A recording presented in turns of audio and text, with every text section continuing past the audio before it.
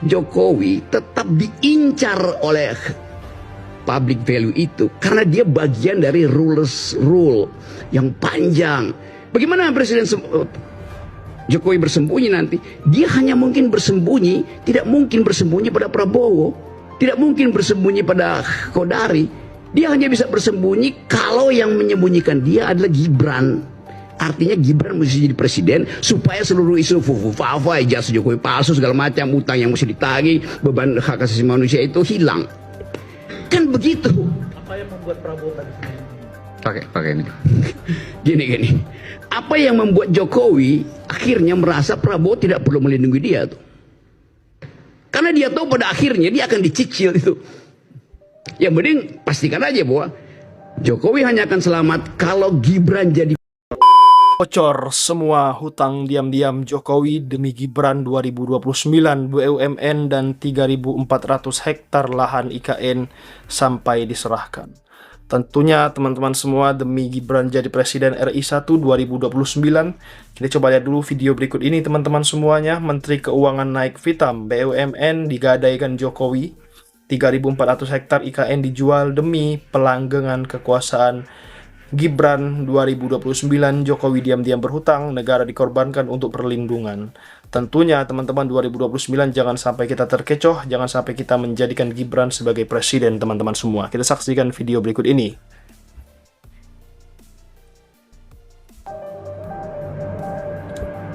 Mengejutkan, Purbaya temukan fakta baru hutang tersembunyi era Jokowi ribuan triliun yang tak terekspos ke publik. BUMN tergadai, 3.400 wilayah IKN ditawarkan, dijual demi bayar hutang ke asing. Sangat memalukan, bagaimana tidak? Hal ini sampai disorot media asing memberitakan soal utang tersembunyi di era Jokowi. Jadi selama ini, Jokowi diam-diam berhutang? Apa maksudnya?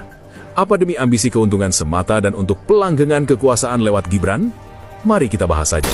If China's economy collapses, these countries will all suffer. And that's just part of the problem. Hidden debt hurts all of these countries. Let me give you the example of Indonesia here. Indonesia wanted to build a railway line, so it borrowed money from China. It was a very bad idea. Indonesia is learning the hard way.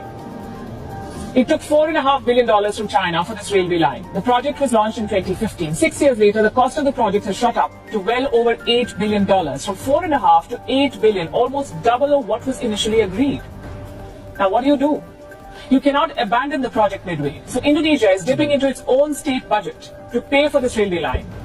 And this could be just the beginning of its troubles. Most of the money Indonesia has borrowed from China is off the books. It is hidden debt. It is not reflected in official books. Officially, Indonesia owes China close to $5 billion. Unofficially, Indonesia reportedly owes China close to $23 billion. That's $18 billion of hidden debt. 78% of Indonesia's debt to China is hidden. Who took these loans? Indonesian government entities. And these are very risky borrowings. The loans were given without sovereign guarantees, meaning if the borrowers go bankrupt, the Indonesian government will face pressure to bail out. They will have to pay that money. It's a trap. Jadi kalau rakyat marah, rakyat memberikan pernyataan, itu hal yang biasa dalam alam demokrasi. Kecuali memfitnah. Dalam alam demokrasi itu, kita harus siap untuk menghadapi segala bentuk kritis sekasar apapun juga. Ya, sebagai puncak kemarahan publik yang tidak mendapatkan respon. Bahkan yang terakhir dari China, sesi 34.000 hektar lahan IKN kepada Jinping dan menurut PP 12 tahun 2003, konsesi tersebut memberikan HGU, hak guna usaha, sampai 190 tahun. Kolonial hanya 75. HGB, HP sampai 160 tahun bagi investor di ibu kota negara Nusantara. Bahkan Presiden Jokowi meminta Cina menyusun detail desain IKN. Beribu teknisi-teknisi kita, arsitek kita, dan sebagainya tidak dianggap. Universitas juga tidak dianggap. Bahkan ada yang berbahaya. Cina akan menjadi driver utama menyelesaikan IKN. Dan kewajiban Indonesia untuk mengajarkan bahasa Cina di sekolah-sekolah. Ingat Sylvia, sejarah Singapura, dulu ketika Singapura mengatakan akan mengadakan negara industri, Singapura tidak meminta tenaga kerja Cina, tapi dia diam-diam mengambil orang dengan sukarela datang. Kemudian bahasa Cina menjadi bahasa nomor 2, maka jadilah Singapura seperti ini. Itu tidak ada hubungan diplomasi waktu itu Singapura dengan China. Sekarang kita punya hubungan diplomasi. Ini sangat-sangat amat berbahaya. Kalau orang intelektualnya ngerti pasti marah. Hanya mungkin Rocky saja yang bisa marah dan tidak mengendalikan masalah dengan diksi yang seperti itu. Kemudian bahkan ada kerjasama membangun pusat penelitian dan pengembangan angka Indonesia dengan Cina. Penelitian itu adalah negara yang punya rahasia. Ini dibuka begitu saja. Belum lagi menjadi rumah sakit di kota-kota besar. Ini sangat-sangat merusak kita semuanya sebagai rakyat yang mengerti tentang aturan bangsa. Obligasi daerah? Obligasi itu apa sih? Surat utang, Pak. Lah ya, duitnya aja banyak, ngapain harus ngutang-ngutang? Ya tidak terserah itu masih pakai obligasi. Obligasi saya tanya, obligasi itu apa? Utang, iya kan? Ya Pak. Masa nunggu utang duit kita soal banjir banyak. Total utang pemerintah per 30 April 2024 telah mencapai 8.338,43 triliun rupiah. Rekor utang negara. Bahkan utang jatuh tempo tahun depan juga menjadi yang terbesar. Pemerintahan Prabowo Subianto dan Gibran Rakabuming Raka harus membayar dan siap dengan postur APBN transisi. Jokowi 10 tahun sekarang gimana? Setiap hari dihujat. Setiap hari dipersoalkan semua hal. Bukan cuma ijazahnya, tapi segala perilaku politiknya, termasuk kemungkinan korupsinya cepat atau lambat akan dibongkar. Dan di alam medsos yang melakukan itu adalah rakyat-rakyat kloco seperti kita ya. Iya, rakyat kecil. Kalau dulu kan yang mempersoalkan itu biasanya elit kan, akademisi, orang politikus dan sebagainya. Sekarang publik, rakyat grassroots. Grassroots punya alat media sosial yang bisa menumpahkan unek-uneknya, kemarahannya, kekecewaannya. Nah, problem kekuasaan kan gitu, merasa ketika berkuasa semuanya bisa dia lakukan. Karena kan kekuasaan itu, konsep kekuasaan manusia itu kan, maaf ya, kalau analisis saya itu mirip mencoba mimesis itu meniru kekuasaan Tuhan. Problemnya gitu, ketika orang sudah ada di kekuasaan itu lupa semua. Nalar deliberatifnya, kemampuan merenung, berpikir, jaga jarak. Itu Prabowo menulis itu ketika dia menjadi oposisi Jokowi. Karena dia tahu 10 tahun di era Jokowi ngaco. Dia tahu, dan buku itu memang ditujukan untuk mempersoalkan kekuasaan Jokowi kan, paradoks Indonesia itu. Saya pernah baca, buku itu bagus, data-datanya bagus, bukunya kan teksnya tidak terlalu banyak ya, lebih mirip pointer saja, dan endingnya sebenarnya poin yang dia tekankan bagus nih dalam konteks diskusi kita. Laksanakan pasal 33 Undang-Undang Dasar 45 dengan konsekuen dan dengan tulus, dengan serius, karena itu memang pasal yang menunjukkan orientasi kerakyatan. Bahwa segala kekayaan alam bumi Indonesia sebesar-besarnya digunakan untuk rakyat. Jokowi tetap diincar oleh public value itu karena dia bagian dari rule yang panjang. Bagaimana Presiden Jokowi bersembunyi nanti? Dia hanya mungkin bersembunyi, tidak mungkin bersembunyi pada Prabowo, tidak mungkin bersembunyi pada Kodari. Dia hanya bisa bersembunyi kalau yang menyembunyikan dia adalah Gibran. Artinya Gibran mesti jadi presiden supaya seluruh isu fufu-fafa, ijazah Jokowi palsu, segala macam, utang yang mesti ditagih, beban hak asasi manusia itu hilang. Kan begitu. Apa yang membuat Prabowo tadi? Pakai ini. Gini. Apa yang membuat Jokowi akhirnya merasa Prabowo tidak perlu melindungi dia tuh? Karena dia tahu pada akhirnya dia akan dicicil itu. Yang penting pastikan aja bahwa Jokowi hanya akan selamat kalau Gibran jadi presiden. Bahkan lebih dari itu kalau Jokowi jadi wakil presiden. Luar biasa teman-teman semua ya. Bobrok, hancur di era Selama Jokowi. hampir 1 dekade, publik Indonesia disuguhi satu narasi besar, pembangunan. Jalan tol, bandara, pelabuhan, kereta cepat hingga ibu kota negara baru. Semuanya dibungkus dalam satu mantra, demi masa depan Indonesia. Namun kini, ketika rezim berganti dan angka-angka mulai dibuka satu persatu, muncul pertanyaan mendasar yang tidak pernah dijawab secara jujur selama Jokowi berkuasa.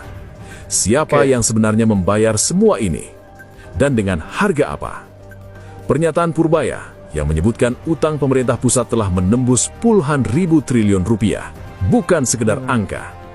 Ia adalah pemicu terbukanya kembali satu isu yang selama ini nyaris tak disentuh secara serius. Utang tersembunyi, hidden debt. Utang tersembunyi, tidak tercatat tapi nyata. Menurut kajian para ekonom, termasuk Bima Yudhistira dari Celios, sejak 2015 Indonesia memasuki fase baru pembiayaan negara. Bukan lagi sekedar utang pemerintah ke lembaga multilateral yang tercatat di APBN, tetapi skema business to business (B2B) antara BUMN Indonesia dengan perusahaan-perusahaan asing, terutama dari Tiongkok. Secara administratif, utang ini bukan utang negara, namun secara substansi, risikonya jatuh ke negara. Karena jika BUMN gagal bayar, siapa yang akan menalangi? APBN, rakyat. Inilah yang disebut sebagai hidden debt, utang yang tidak muncul di laporan resmi pemerintah, tetapi efeknya menghantam keuangan publik. Angkanya tidak kecil, diperkirakan mencapai 17,8 miliar dolar AS. Dan itu belum termasuk kewajiban kontingensi lain yang berpotensi muncul. Pertanyaannya, mengapa skema ini dipilih? Mengapa tidak transparan sejak awal? BUMN dari agen pembangunan menjadi jaminan utang. BUMN dalam era Jokowi sering disebut sebagai lokomotif pembangunan. Namun lokomotif ini dipaksa menarik beban yang terlalu berat. Utang BUMN melonjak drastis. Banyak proyek infrastruktur dikerjakan bukan karena kelayakan ekonomi, tetapi demi kejar tayang politik, groundbreaking, peresmian, dan pencitraan. Dalam situasi seperti ini, muncul risiko serius. BUMN tidak lagi berdiri sebagai entitas bisnis sehat, melainkan sebagai jaminan utang. Ketika utang menumpuk dan arus kas terganggu, opsi yang muncul biasanya hanya dua: restrukturisasi dengan syarat berat, privatisasi aset. Disinilah publik mulai bertanya, apakah BUMN sedang diarahkan, sadar atau tidak, menuju proses gadai diam-diam? Dan jika itu terjadi, siapa yang diuntungkan? Rakyat Jokowi atau kreditur asing? IKN, mega proyek ambisius di tengah keuangan tipis. Lalu kita sampai pada proyek paling kontroversial, Ibu Kota Nusantara. Nilai total proyeknya diperkirakan 466 triliun rupiah, bahkan lebih, yang tidak dituliskan. Namun hingga kini, investasi swasta asing yang dijanjikan belum benar-benar terbukti signifikan. Yang jelas dan nyata hanyalah satu hal: APBN sudah keluar puluhan triliun rupiah. Lebih dari 76 triliun rupiah dianggarkan sejak 2022, termasuk untuk operasional otorita dan pengamanan. Belum termasuk biaya tidak langsung yang ditanggung daerah. IKN dibangun dengan tempo yang tidak lazim, groundbreaking hampir setiap bulan, seolah ada target politik, bukan perencanaan matang. Ketika proyek ini mulai dipertanyakan, Jokowi justru meninggalkan keputusan final pemindahan ibu kota kepada presiden berikutnya. Pertanyaannya menjadi semakin tajam. Jika IKN adalah kebutuhan strategis nasional, mengapa ditinggalkan setengah jalan? Isu penjualan lahan, fakta, dugaan, atau jalan keluar darurat. Belakangan, muncul diskursus publik mengenai pemanfaatan dan pelepasan lahan IKN dalam skala besar, termasuk angka yang beredar sekitar 3.400 hektar. Perlu ditegaskan, hingga kini belum ada penjelasan terbuka dan rinci kepada publik mengenai skema pemanfaatan lahan tersebut. Apakah berupa konsesi jangka panjang, kerjasama pemanfaatan, atau bentuk lain? Namun pertanyaan politiknya sah untuk diajukan. Apakah lahan negara mulai dijadikan alat tambal sulam keuangan? Apakah ini konsekuensi dari beban utang yang terlalu berat? Ataukah bagian dari skema besar yang sejak awal tidak transparan? Dalam negara demokratis, ketertutupan informasi adalah sumber kecurigaan. Motif, ambisi, warisan politik, atau kekuasaan. Lalu kita sampai pada pertanyaan paling sensitif, namun tidak bisa dihindari. Apa sebenarnya tujuan dari semua ini? Apakah semata ambisi pribadi meninggalkan legasi monumental? Apakah demi pencitraan internasional sebagai pembangun terbesar? Ataukah ada dimensi politik jangka panjang? Fakta bahwa putra Jokowi, Gibran, melesat ke posisi wakil presiden melalui proses yang kontroversial, membuat publik mengaitkan berbagai kebijakan besar sebelumnya sebagai fondasi pelanggengan kekuasaan. Ini bukan tuduhan, ini pertanyaan publik. Karena dalam politik, kebijakan ekonomi berskala raksasa tidak pernah netral. Transparansi yang hilang. Yang paling mengkhawatirkan bukan hanya besarnya utang, tetapi cara pengambilan keputusan. Minim diskusi publik, perubahan regulasi kilat, penggunaan BUMN sebagai perpanjangan tangan fiskal tanpa pengawasan memadai. Semua ini menciptakan satu kesan kuat. Negara berjalan cepat, tapi rakyat tertinggal dari informasi. Dan ketika rakyat tidak diberi informasi, yang tumbuh adalah kecurigaan. Negara bukan warisan pribadi siapapun. IKN, BUMN, dan utang bukan sekedar isu ekonomi. Ini soal keadilan antar generasi.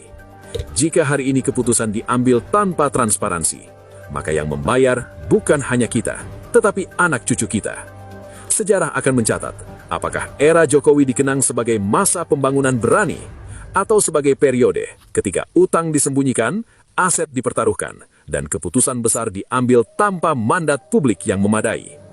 Satu hal yang pasti, negara bukan warisan pribadi siapapun, dan rakyat berhak tahu apa yang sebenarnya terjadi di balik pembangunan yang tampak megah itu. Luar biasa teman-teman. Jadi era Jokowi ini adalah eranya kehancuran negara demokrasi Indonesia. Demokrasi diacak-acak, diobok-obok, para aktivis dipenjarakan, hutang menumpuk ribuan, hampir menembus 10.000 triliun. Wah, sebanyak apa uang 10.000 triliun? Kemudian IKN nggak jadi-jadi dan nggak ada yang pindah ke sana. Mau sampai kapan? Mau sampai busuk IKN itu nggak dipindah-pindahi ya? Harusnya bisa segera pindah.